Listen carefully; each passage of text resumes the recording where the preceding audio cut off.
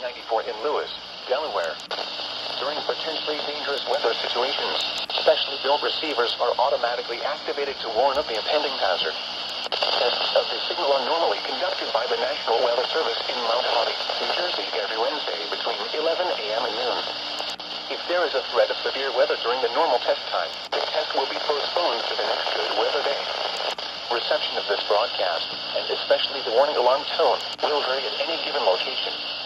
This variability, normally more noticeable at greater distances from the transmitter, can occur even though you are using a good quality receiver in perfect working order. The warning alarm tone will be activated for hazardous weather watches and warnings for the following counties and marine areas near Lewis, Delaware, Kent and Sussex.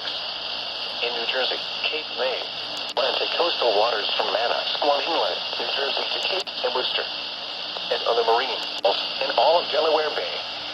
This concludes the weekly test of Virginia out 40 nautical miles, including KHB38 in Atlantic City, New Jersey.